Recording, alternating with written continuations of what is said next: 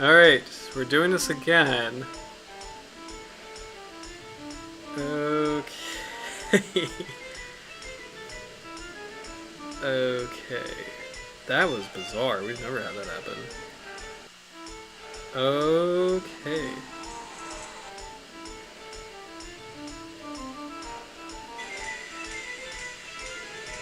Okay. That was bizarre. We've never had that happen. Alright, we're almost there, guys. I'm coming. Oh, what's up? Alright, there's Anya. How's it going? Welcome back to Dr. Jaws Live. Hope you guys are doing well. I am really exhausted. There's Royal Roy. I had a really busy weekend. Alright, I'm making a comment in the thing. Hey, Roy, what's up, man? Yeah. Like, Alright, so. We gotta wait for Howard. That was bizarre. Never had that happen before. Alright, I'm gonna shut myself up on the screen. We gotta wait for Howard. So. Damn. Sorry guys, I don't know. So, okay, there's a couple things that might have happened. One, Ecamm may have tried to do an update right in the middle of the stream, so it could have been that. Two, Anya's joke is cursed, and I could have crashed it. Or three, I'm cursed because it's this mug. So I'm not sure which of these scenarios happened just now, but I do want to shout out. I love it. Well, I saw your comment. I was about to comment on that, Anya, about the Tope trope, not a joke. So yeah. Did any of your screens switch to a guy doing duck calls? No, did you see that? Wait. Oh my god! Oh no! Oh no! Oh, that is bizarre. What a whiplash. We're talking about serious shark conservation, and then some guy is quacking. Oh shoot. Wow, this is craziness. This has been a whole night of absurdity. Like, this is absurd. Duck guy is absurd. The innumerable names of the Tope shark is absurd. I feel I'm checking the I'm checking the comments, making sure I hope Howard can find us. I'll give him a couple minutes because like he's a vital part of our stream. Shoot. Let me make sure. And actually, while I'm kind of doing this stuff on my end, let me go back to the sorry about that. Let me go back to the shark cam, just to have this on in the background, and just you know, just for something. I don't want like dead air, you know. So sorry about that, guys. So. By the way, this is really cool. This is explore.org. I'm subscribed to the channel. It's really nice. It's nice to have on the background when I'm doing a project, or it's just nice to kind of even like fall asleep to. So, just the sharks. They will always have sharks. Like they have these like really cool highlight reels. So you'll always see sharks when you're on this channel. So I highly recommend explore.org. So I'm gonna try to rescue Howard. Like we need him. He's awesome. So,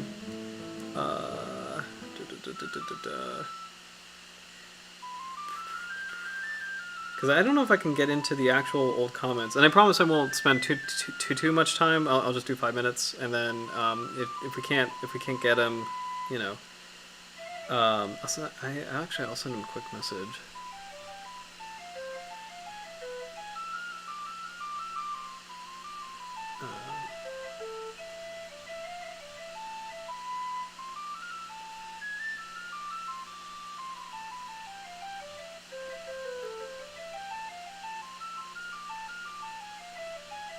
Okay.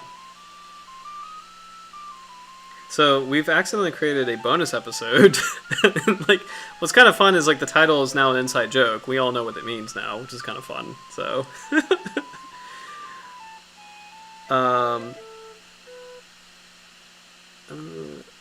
we're back online. We're back online now. Sorry for the interruption.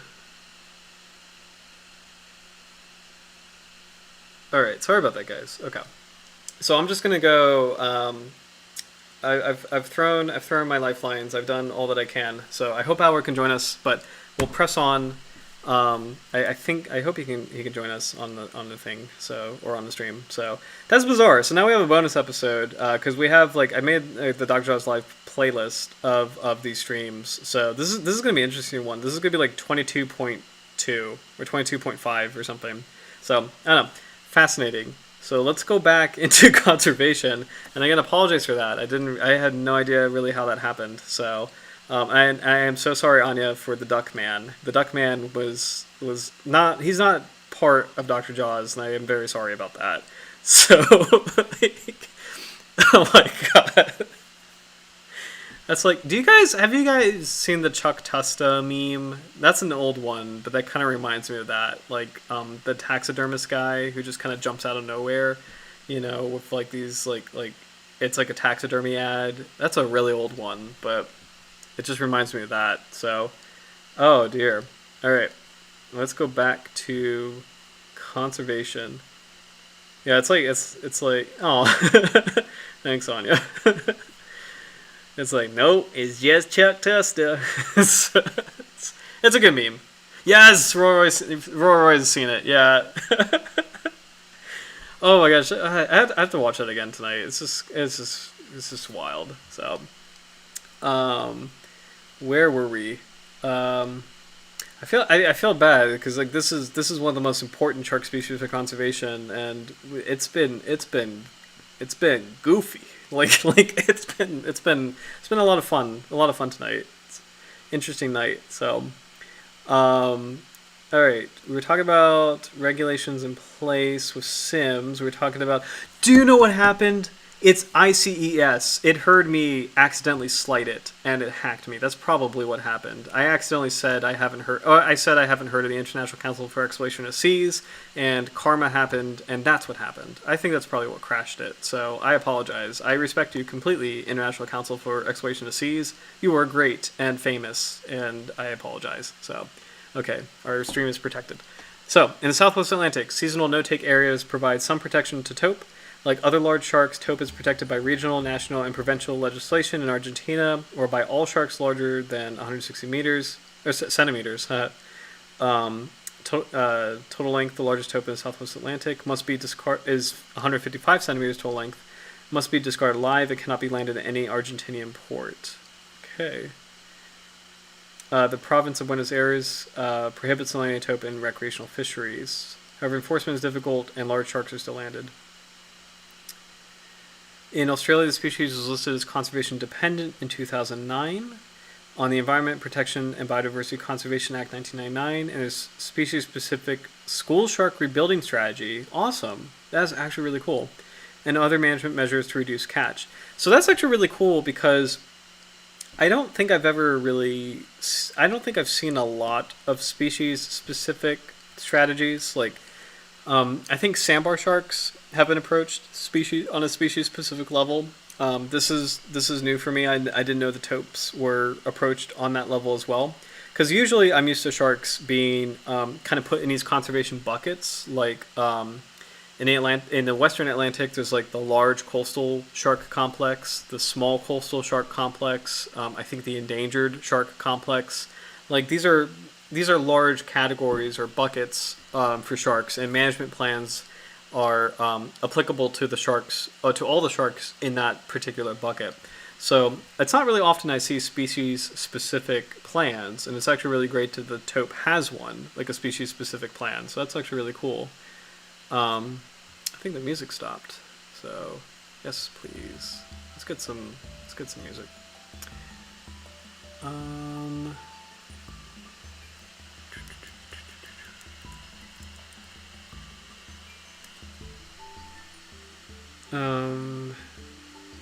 These measures in southern Australia include all live caught Tope to be released, limited entry for the use of gillnets and long lines, total allowable catch, gear restrictions, and permanent and seasonal closures for nursery and breeding areas. Special closures to the shark gillnet sector were implemented in all Victorian coastal waters. Cool. The Commonwealth Southeast and Southwest Marine Park networks implemented since 2013 provide refuge for Tope. In New Zealand, Tope are managed under the quota management system with individual transferable quotas. They're also included in recreational bag limits of 20 to 30 fish per day. So, interesting. In Northeast Pacific, Tope was designated as a species concerned by Coswick in 2007 and was listed under Canada's Species at Risk Act, Schedule 1, as species of concern in 2009. Awesome. Careful mandatory release in Canada since 2011 and a 100% observer cover to monitor release has resulted in very low level of mortality. Thank you, Canada. A management plan for Tope was created by Fisheries and Oceans Canada 2012, calling for more research on species ecology and biology in Canadian waters, in addition to ongoing improvements to bycatch information. Further research is required on population size and trends, and catch rates should be monitored. Awesome, awesome, awesome. So, I think we have a third person on stream. Howard, are you back? Were you able to come back to the live stream? So, and if you're not Howard, you are more than welcome to introduce yourself. So, sorry to put you on the spot. I think I see another person online. So, but welcome to our Tope Shark chat. So, and I think I want to see if we can get some good, more interesting images and videos on this species. So, because that was a lot of data to crunch through. It's a really important shark from a conservation standpoint, but so it's important to go through all of that data. But we did a lot of data last time with the oh hey, there's me. We did a lot of data last time in the sandbar shark episode, so I do want to do more visual things. So I thought there was another. Oh, that's a really cool video. I thought there was another Tope shark video. There we go.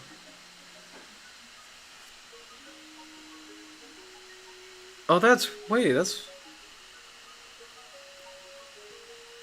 cool. Oh man. Oh guys, this is so cool.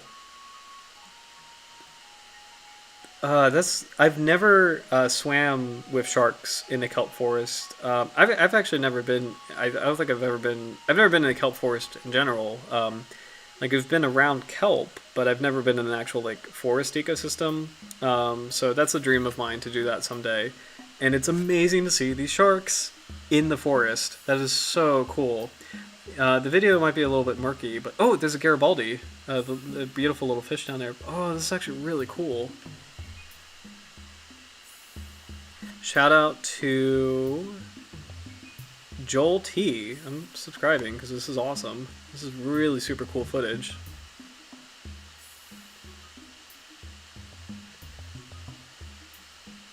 That is so that is so cool. Oh, I would love to be lost in a kelp forest. That is so cool.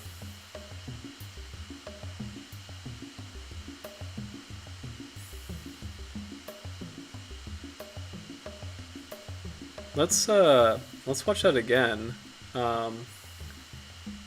Yes. Welcome back, Howard. Yeah, man, I'm so sorry about that. I honestly think what happened was my eCam did an automatic update in the middle of the stream. I didn't think it was going to do that, so I apologize for that. But I'm really glad you're back. So sorry about that. Thank you. I appreciate that. We found this is a really cool video. So let me go back to that. So, and let me maximize that. Also, my recommendations are odd when you look at this. It's like I'm a bizarre person, actually, now that I'm looking at all these recommendations. It's strange. Let me half the speed so that we can kind of expand our time with the species. That actually might be a little too slow. Let's 75% that. That might be a little too slow. There we go. That's probably going to be better. Because I just think this is the coolest thing, just to kind of be in this environment. This is so cool.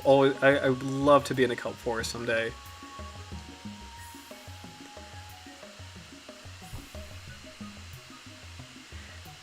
And it's wild. It's these are pretty big schools. Like the two clips we've seen so far. I can see why they do call this the school shark. Because like, I mean, I know two clips is not enough for a robust sample size, but we've all so far we've just seen these sharks together, like in a school, like not an individual taupe, but just a group of taupe. So that was really cool.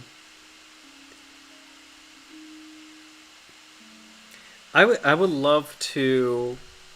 Another dream of mine. Like I would really love to. I saw a great documentary diving with or snorkeling with leopard sharks, which is a cousin to this species.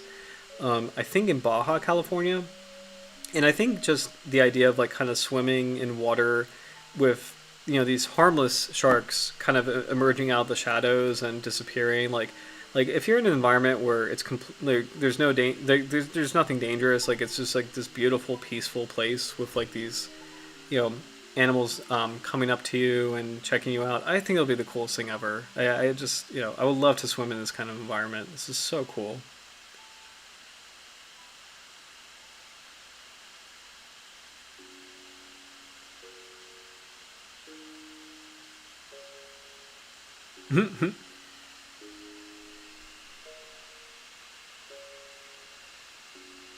Yeah, I love the shape of these sharks. These are like we've been saying, they're kind of like they're a bit more. I mean, it's still like it's a hound shark, it has that slim body plan, but as far as hound sharks go, it's a little bit more robust. So, oh, this is interesting. Look at this. The teeth are definitely piscivorous. Look at that. Because like muscleless teeth are again more like flat pavement like, so it's actually really interesting to see this is more like like more piscivorous teeth. So I'm just catching up on the comments. So Howard loves kelp forests too. Yeah, it's a super cool environment. Yes, Lego Star Wars Yoda. I don't know why he's in my recommendations. So. That is awesome that the taupe shark are so close to shore. Like, I would just love to swim with them. Channel Islands kelp forest in California can have 100 feet of visibility in September, October. That's really cool. Very, very cool. Like, have you been to Channel Islands, Anya? Like, that's really cool. Like, that's awesome. A lot of sharks in that area, like a lot of sharks in the habitat. Oh, this is cool. The seven-gill shark is among the predators of taupe shark. Interesting. Predators of the taupe shark include the white shark, Carcharodon carcharias, the sharp-nosed seven-gill shark, Heptranchius perlo. Interesting. Potential predators include other large sharks as well as marine mammals, including California sea lions, and just that. So, interesting.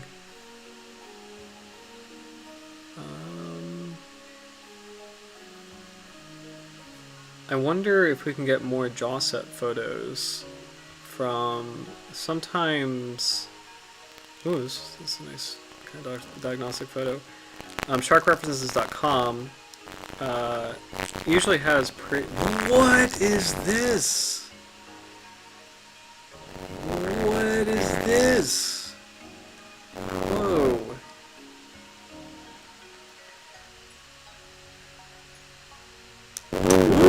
I just saw your comment on it. I dove Channel Islands a few years ago. It's orange sharks. That is really cool. And I saw a pressure shark jump out. Awesome. Shout out to orange shark.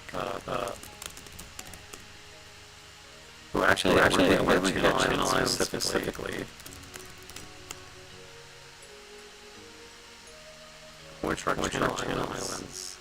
These are so cool. And they're very, very cute. Cousin of the Port Jackson shark. These are super cool. Oh man. I would love to. Oh, this is. Oh, California Sharks and Rays. This is really cool. Oh, that's actually. Let's kind of open that up. Open image in new tab. Let's do that. That ties a lot of things nicely together. Let's take a look at that. California Sharks and Rays inshore species. Oh, I wonder if there's California Sharks and Rays offshore species. I'm just kind of curious. And Rays offshore species. I'm kind of curious if there's another poster like that. Because it sounds like this is a... Yep.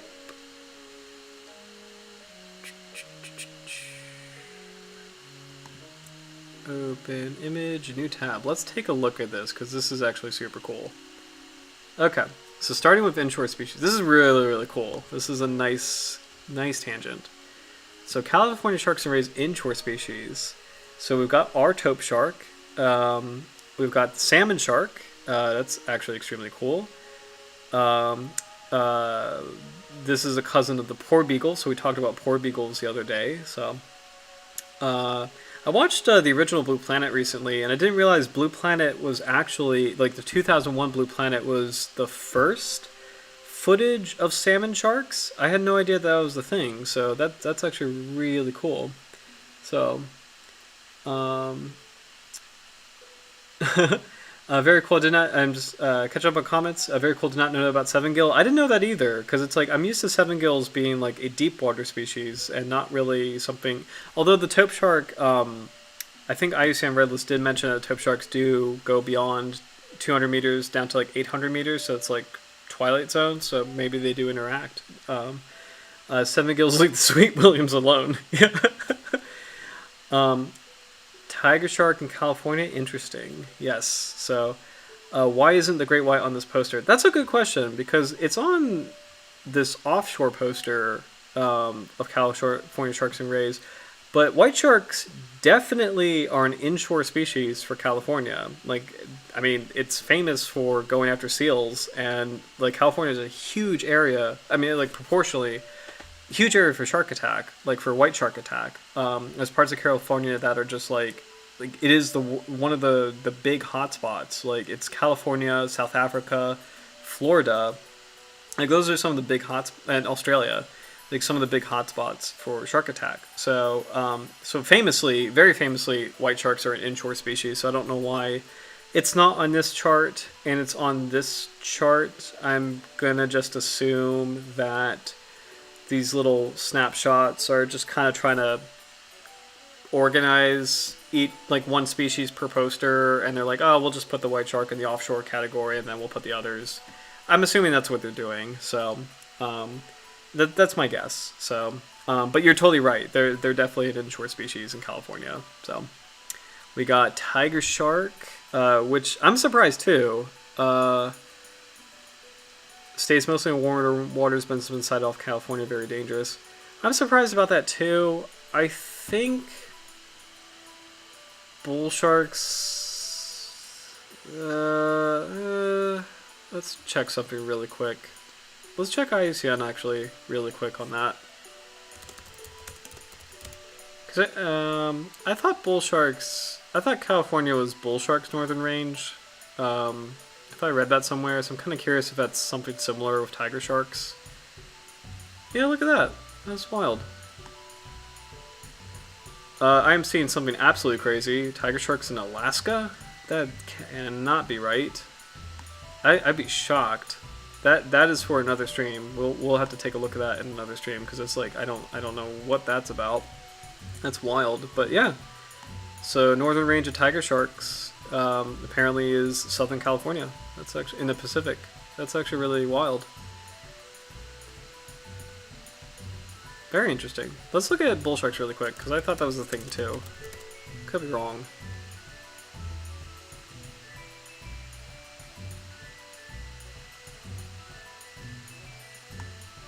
I was partially wrong. So bull sharks northern range is Baja California in the Pacific. It's not California like the state. It's Baja California. So I was partially wrong. So anyway, Getting back to the poster, Tope shark, horn shark, leopard shark, beautiful cousin of the taupe. Brown cat shark, that's actually really cool. Then we've got these rays and skates, bat ray, long-nose skate, Pacific electric ray, deep sea skate. And the spotted ratfish was a kind of chimera, so very cool. It's fun for me to see these because like we don't have anything like this in the Atlantic, and yet these are so similar to, you know, Atlantic stingrays, or Atlantic skates and rays. So it's actually really cool to see it's like a parallel universe. It's kind of fascinating. So looking at the offshore species, we've got silky shark, great white, short fin mako, blue shark, thresher shark. And I think Anya said she saw a thresher jumping out of the water. That's wild. It's so cool. Spiny dogfish, also known as pipe dogfish, six-gill shark, cookie cutter shark, cool, oceanic white tip, and the seven-gill. So, oh, this is cool. This is a different kind of seven-gill. This is a, oh, shoot. So there's actually, okay. Sanchez. That's interesting. No, not that. Sorry, Heptranchius perlo. Kidding. There's actually two pretty distinct kinds of seven-gill sharks. There's Heptranchius perlo, the sharp-nosed seven-gill, which is wild looking, and then there's Nodorhynchus Cipidiensis, the broad-nosed seven-gill. There we go. So that's interesting. So I just want to point that out. There's actually two distinctly different kinds of seven-gill sharks. The one I'm used to is Heptranchius. Like, this guy lives in deep water. It is like has got these nasty looking teeth. It's super cool. Beautiful shark, you know. And then there's this kind of more shallow water seven-gill shark in the Pacific. So I think that's the one on that poster, yeah, which is the Nodorhynchus genus. So, which is also a beautiful species, and he's a little bit boofier, like a little bit tankier, and I believe it frequents shallow water a lot more often than Heptranchius. So that's really cool. That was a fun little tangent. Let me check the comments before we go back into the skeleton. Territory of California, great white, true. But six-gills are shell corn. Yeah, oceanic white tip. So, okay, so yes, six-gill. I think you're right about six-gills in California. Oceanic white tip. So yes, that does not surprise me because it is a cosmopolitan species. It is a species that enjoys the open ocean around the world. And what's really cool about oceanic white tips is that it's awesome. It's a cosmopolitan species because that's also a critically endangered species, a species of high concern. And it's amazing that like we all have it. We have oceanic white tips in the Atlantic. We have oceanic white tips in the Pacific. It's really cool that we share this high priority conservation species. So yeah, they're in California. Let's check their range really. Oh, I exit out of IUCN Red List. I'm just kind of curious, like how big the range is. University of Florida, we'll take that. We take those. What? No, there's no range map. There's a range map. There we go. Yep, lives all around the world. So, which is really cool. Again, oceanic white tips are critically endangered, so this is a really great species for, just kind of sharing a conservation focus. So I appreciate that. Like, you know, I mean, it could be mostly anywhere in temperate or tropical latitudes. So this skeleton of taupe sharks, this is so gnarly. This is Craniata osteology. Interesting. Open link a new tab. We'll check that out in a little bit, but let's see what we can. Oh, I always do this. on this website. I don't know if I can zoom in. Open image in new tab. Okay, now I can zoom in. It's not going to be the highest resolution, but it's amazing to kind of see this. Like, the biggest thing that's like screaming to me, and I know I made a comment of this before, but the teeth are so different from Muscellus. Like again, Muscellus has those flat pavement teeth for crushing shellfish, and these are so much sharper and spikier. You know, this is definitely like a fish eater. Like this is really cool to see this. Like this major difference. So.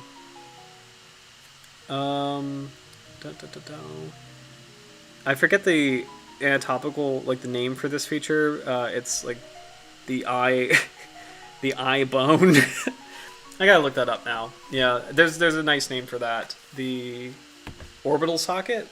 The orbital. Let me. Yeah. Before I make shit up, let's figure that out. I'm consulting Sharks of the World in terms of what this is called.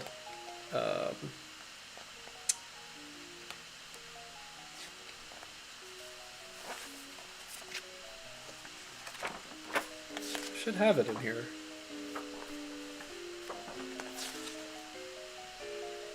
The orbit? That's interesting.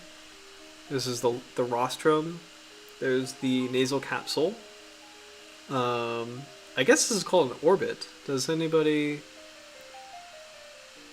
Incredible preparation.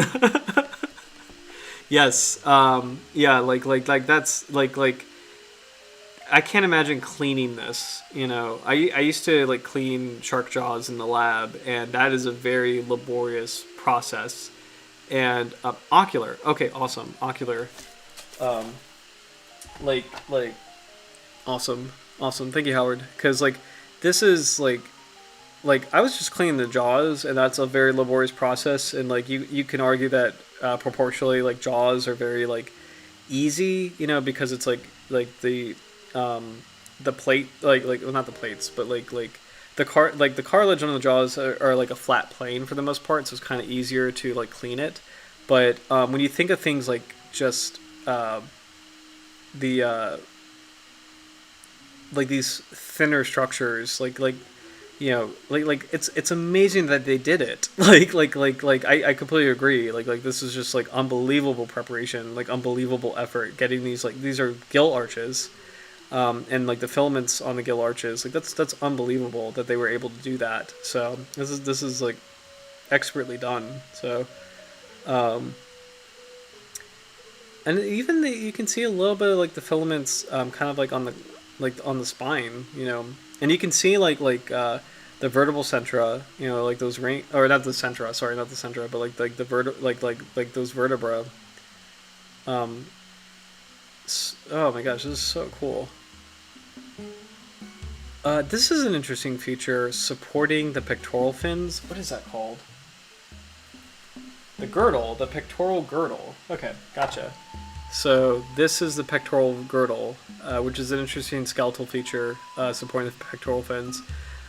What's funny is like you might be hearing this in my voice. Like I kind of hesitate when I talk about shark skeletons because, you know, these are cartilage, and because of the fact that these are made of cartilage, I kind of hesitate a little bit. Where it's like, do I say skeleton? Because it's not bone, but like of course I say skeleton because it's like it doesn't have to be bone to be considered a skeleton. You know, but it's still like I do hesitate because it's like it kind of throws me off that this is, you know, this is a cartilaginous fish, and yet like, you know, you can have a specimen like this, like with this like skeletal anatomy. It's pretty wild. So, what's cool is that you can kind of see the fin rays on the cartilage, and I've said this before, but there is a little bit of like flexibility in sharks being able to move their fins. You know, they're not stiff. They're not as flexible as bony fish fins, of course, but like they're not like stiff. They're not like flat. Like sharks have some musculature or some ability to move their fins. So it's really cool to kind of see that in the skeleton. That is so cool.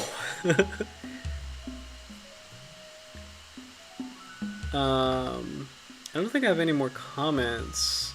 Is there a pelvic girdle? I don't know. I'm clearly like looking over at like my little guide in terms of like how to analyze the skeleton. I don't think I have any other. I think, yeah, I don't think I have any other comments because I should probably study this more before saying anything. But we'll have to do like a shark skeleton stream at some point. But this is an amazing specimen of the Tope shark. And again, the teeth are the biggest thing that stand out to me as far as like, you know, being so distinct. It's the same family as dusky smoothhounds, but it's completely different dentition. That's really cool. So. This is so. This is the website. This is really cool. So this is. Oh my gosh, this is really amazing. So Craniata. So this is what. This is the website that did the preparation, or the group that did the preparation. These are actually really amazing. Whoa. Oh, I cannot imagine doing a snake. I can't imagine. Oh, wow. Bat. Tuna. A chameleon. My goodness. Oh my gosh, that's like shark, ray, person. Oh, wow. Pufferfish. A burb of some sort. A rat? I think it's a rat. I'll just like have a couple other night. Oh, this is a mako shark. Oxers. Hold on, can I go back there? That's a mako shark. Hold on. Let's click on that really quick.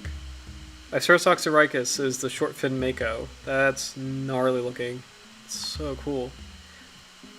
And yet, as far as the preparation goes, I mean, this is very similar. This actually, I'm kind of surprised how similar this looks to the Tope shark. Like you can see, like, I mean, these are completely different species, completely different lineages, completely different orders. But like as far as skeletal anatomy goes, it's actually kind of interesting to see like how conservative that is. You know, like the basic features are still there. Like you know, the teeth are very different.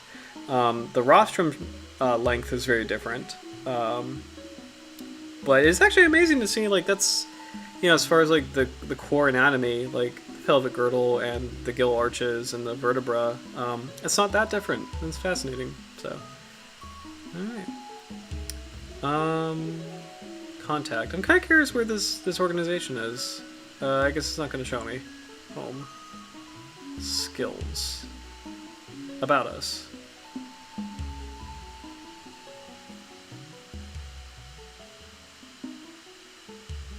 It's fascinating. I don't know where this is. Gallery. Oh my gosh, what is this? I promise I won't spend a lot of time on this, but I guess it's not going to show me the information, but that looks nuts.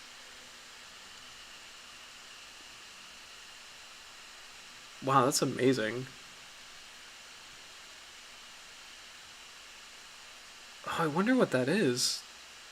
That actually almost looks like a sandbar shark. That might be a sandbar shark, because like the dorsal fin is... It is! Carcharodontis plumbeus. I'm just hovering over it. Look at that. Carcharodontis plumbeus. So this is a sandbar shark, because the dorsal fin is so huge. That's wild. And then, what is this? Erectolobus wardi. This is a kind of woebegone right here. That's crazy. What is this? No, I don't know what the Chlamydosaurus anguinnians. That sounds so much like a frilled shark, but that's actually should be Chlamydosalaches. I'm not sure what that is. That could be that looks like a frilled shark. That does look like a frilled shark, but interesting. Sorry, this is a fun tangent. I was really curious about this. So,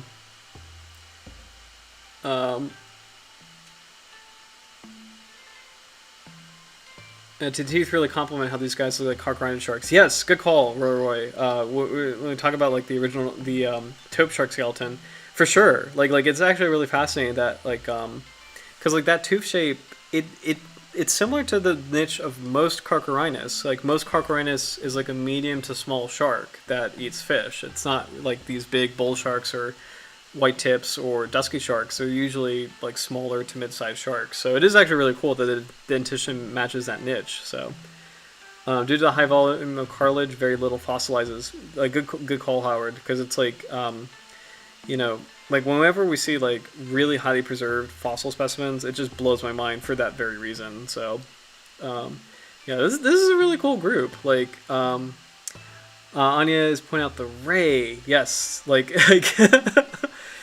let's zoom in on that. I don't know what kind of Itobatus narinari. Itobatus. So I'm not sure what that is. But if can you imagine cleaning that? Like how intricate that is? Itobatus. I wonder if that's like an eagle ray of some sort. Itobatus. Nori. White spotted eagle ray. Oh, it's this one. This is like the famous eagle ray. This is the I hate to say it, the Finding Nemo eagle ray. It's this guy. Gotcha. Wow, that's actually wild. Very interesting. Nope, missed them. There we go. That's crazy. What is this? Actually, is this a Squatina? Oh my god! Squatina Guggenheim! This is a kind of angel shark, this one. I forget what Guggenheim, which one Guggenheim is. That's, cloudy angel shark? Let's check that out. Guggenheim. Angular angel shark. I got that wrong. So, okay. But it was an angel shark. So, Squatina Guggenheim. Cool. That's crazy. I honestly thought that was a bony fish for a second. You know, just, that's nuts. Very cool. Well, this is a really cool website. This is a really cool, Craniata. Very interesting tangent. So, it's almost 11, so and I actually didn't think I would make it this long because it's been a really busy week. I've been really tired, so we're gonna wrap up in a little bit. But for next week, we were talking about the shy shark. I think that's what we're gonna do, but just want to check with everybody. Does that sound good, or was there another species you guys want to do next week for the stream?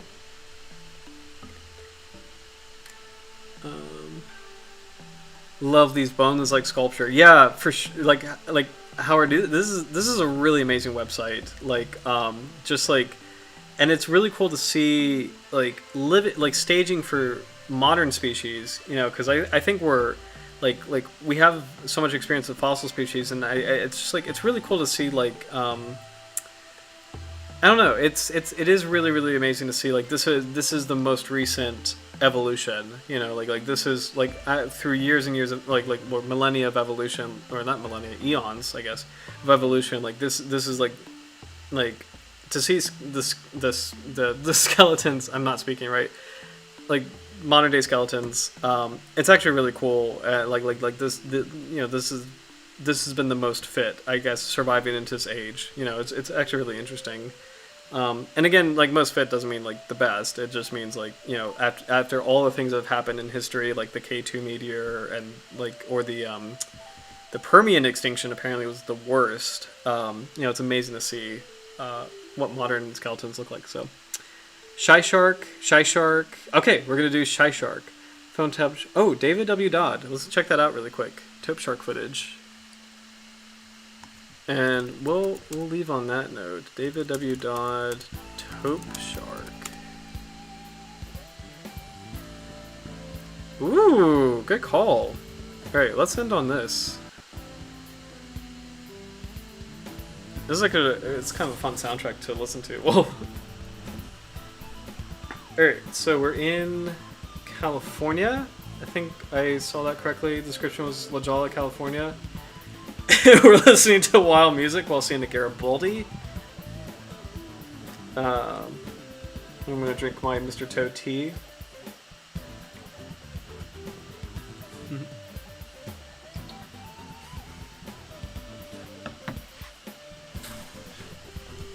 I think Garibaldi are beautiful fish, by the way. It's literally a goldfish. It's a very pretty ocean fish.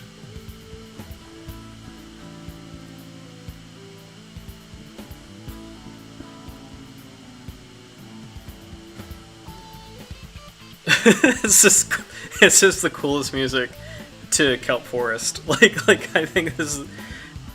I feel like we're on this like fun submarine, and we're just like we just have this rock station on. So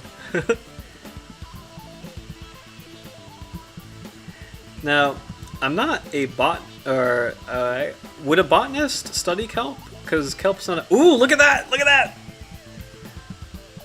Look at that! Oh, that just came out of nowhere. That is so cool. Alright. I was just gonna. Oh, is that another? No, it's a different. I don't know what that. I'm not good with Pacific fish, so because I think. Yeah, if you guys know what these fish are, shout out. Because like I know the gold one's Garibaldi. Oh, it's so cool. It's just so cool seeing them like come out of the shadows. It is so cool. Like weaving in and out of a kelp forest. That is so cool.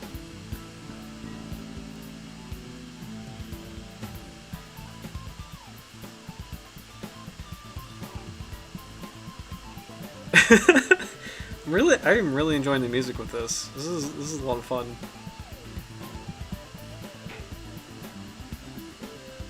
Alright, I see the shark, kind of in the distance.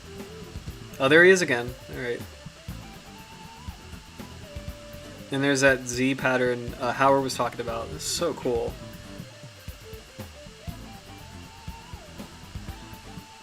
Yeah, is that I think that is called a cape, right? Like when you have like that kind of marking like that, like I think that's a cape. Because again, it really does remind me of dolphins, and dolphins have something like I think the word cape is used to describe dolphins, but it could be wrong. Oh man, these are really cool sharks. And this is actually really relaxing. This is a nice way to end the streams. It's so nice.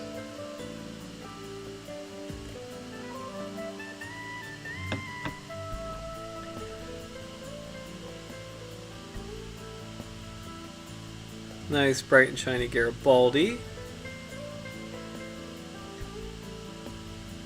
Oh man, I don't know if you guys ever had. There was this. I think Guy Hart. No, sorry, it's Wyland. Wyland is the artist.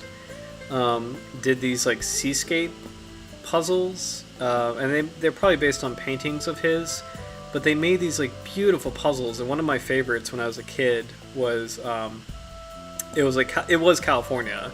Like it had like sheep's head, Garibaldi, and sheep's head are really pretty fish. And it actually, now that I think about it, probably did have tope sharks. There was a shark in there. I have to pull up that seascape sometime.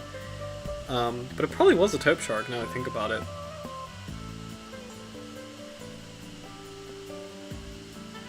And also, Roy, shout out to you, man. Like, this is super cool. This is actually really cool. This is definitely my favorite clip of tope sharks we've seen so far, because it's like, it's it's so cool. Because like there's like an element of surprise. You don't know where they're gonna come out. So that's so wild.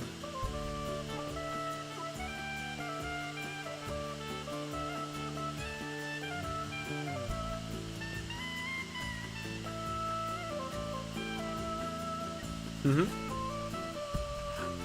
Oh, hello! Mm-hmm.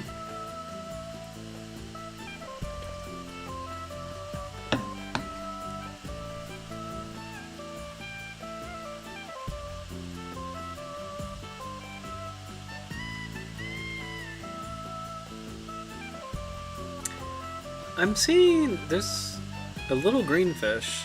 Let's see if it goes back into the frame. Yeah, there he is. Like, it's he's in sort of the middle now. It's this thin green thing. Expertly camouflaged. I don't know what that is.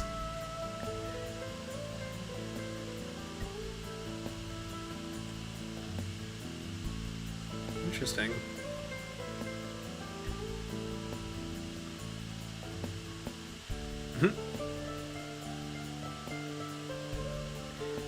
Now I think, because like sea otters, I think live in Southern California.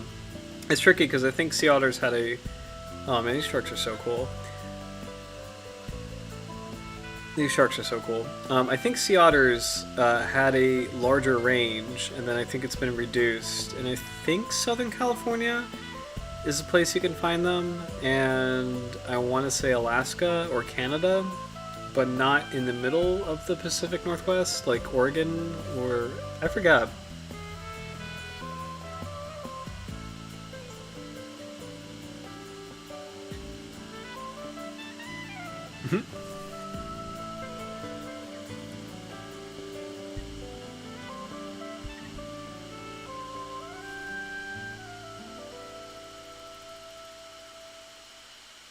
Man, this is so cool.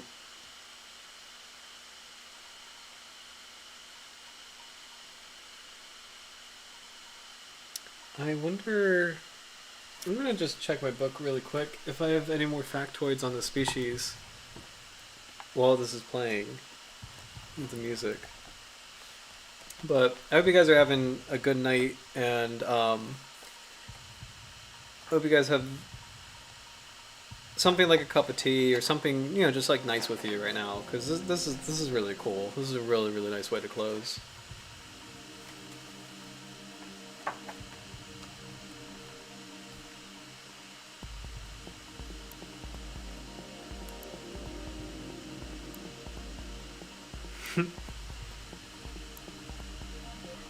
Oh, this is a pretty shark.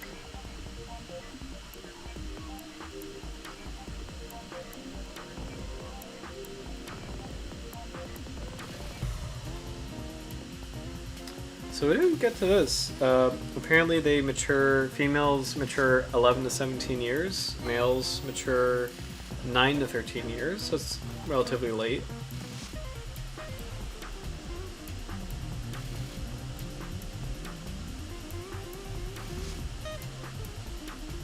And I don't think we officially said this, but opportunistic feeder of bony fish and invertebrates. So it tracks with what we were saying in terms of the tooth type being, something that is mostly piscivorous, but it's nice to have that officially confirmed that these sharks go after mostly fish and invertebrates. So.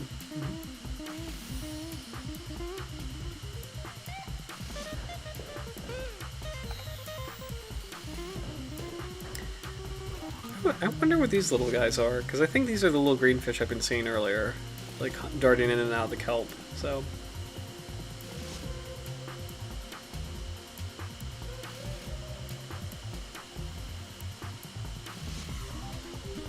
That was just too cool. Just like turning a corner and seeing a shark. That's just so cool.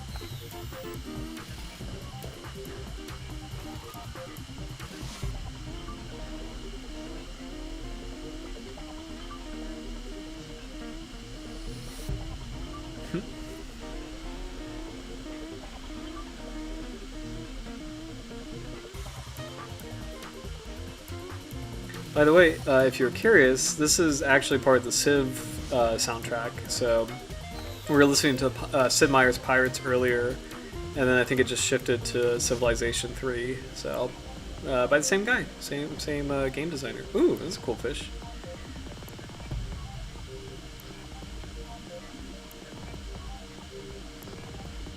Zooming Tope.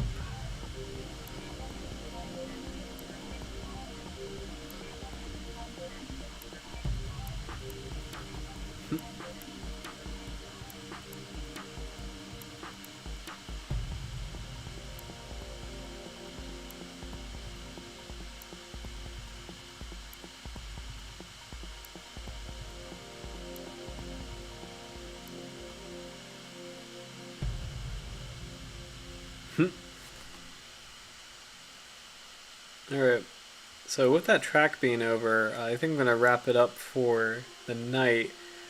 But I just want to catch up on the comments. So,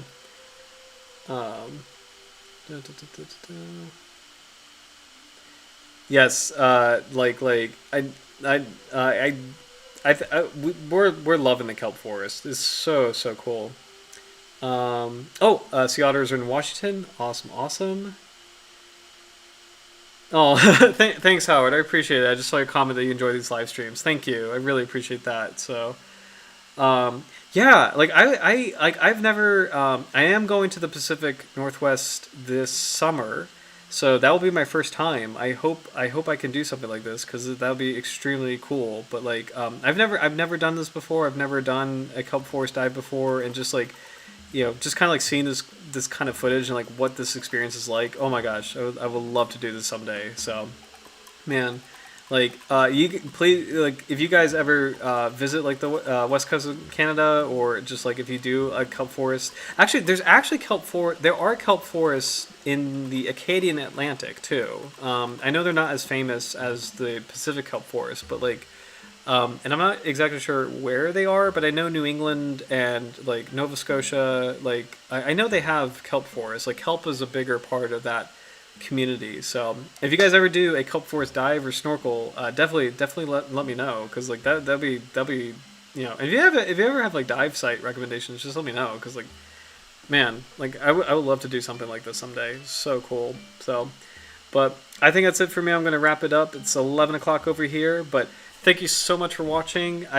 This was a really fun stream, and thank you for your patience. It was like as far as we split it up into 2 episodes, so this is our first bonus episode stream.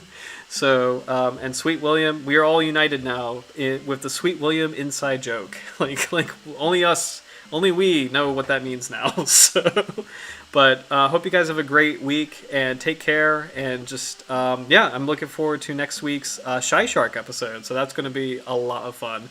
But have a good one, guys. Thank you so much for joining. Like it's always a treasure to be with you guys. So take care. Bye.